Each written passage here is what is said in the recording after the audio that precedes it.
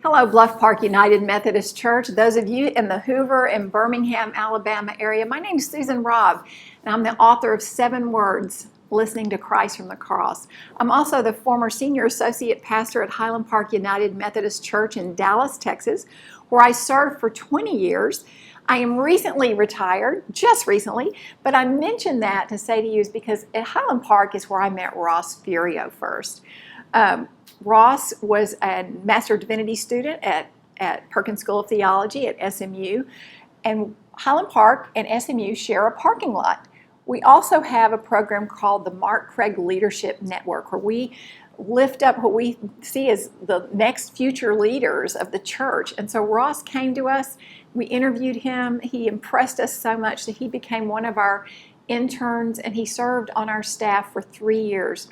And in Ross, I know that you've seen these gifts in him too. We found that he had a real heart to be a pastor to the people, but he also, right out of the bat, had this incredible gift for preaching. And I know that you all are enjoying his gifts as much as we did.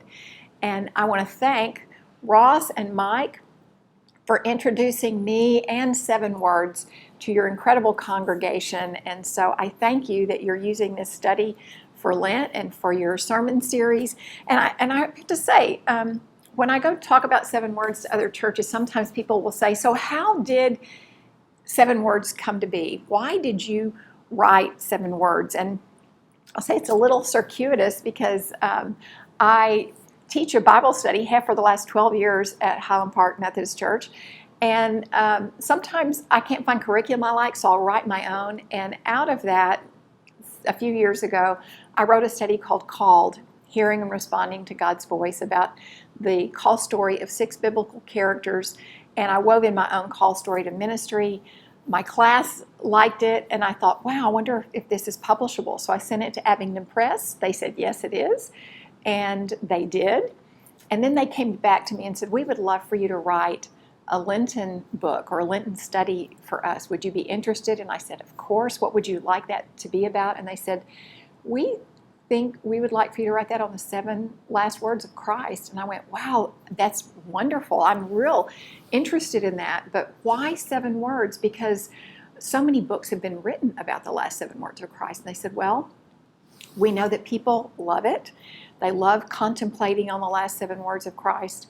But also, we think we're ready. It's been a long time since we've published one, and we're ready for a fresh interpretation of the last 7 words. And I said, I would love to do it. So I did a sermon series on the last 7 words, and then we expanded that and turned it into this book. So I think, as I was thinking about what could this fresh interpretation be, I thought of, as I mentioned in the book, that I have the holy privilege of often being at the bedside of those who are dying or think that they're dying. And what I've discovered is that the last words they speak to the people that they love most are the words that they think that their loved ones most need to hear, the words that are most important for them to share.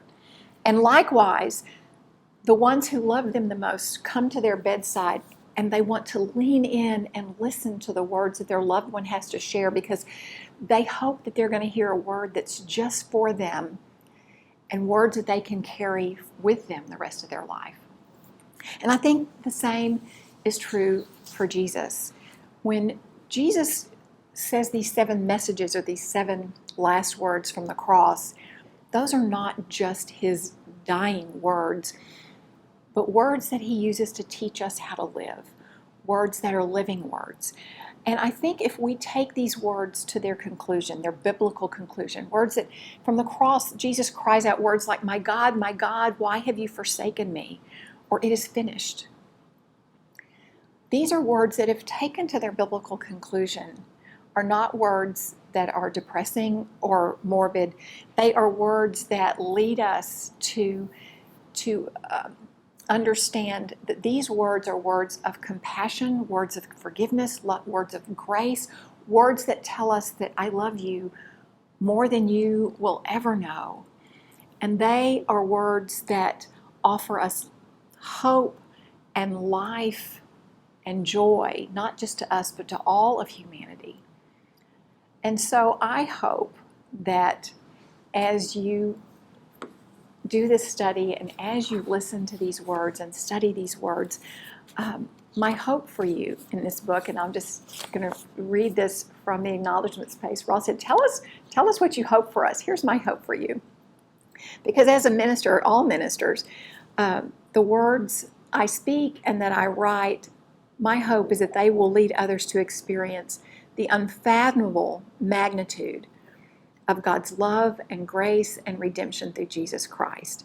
And so I'm grateful to all of you for engaging in this study with me on this Lenten journey.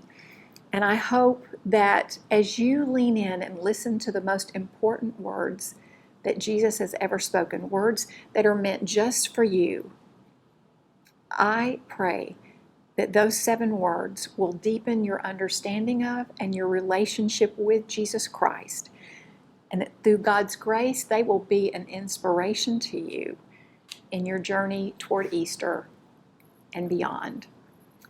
And so, friends, it's also my prayer that these words will be as much of a blessing to you as they were for me to write them. And I thank you and hope that you are blessed by them. God bless, and amen.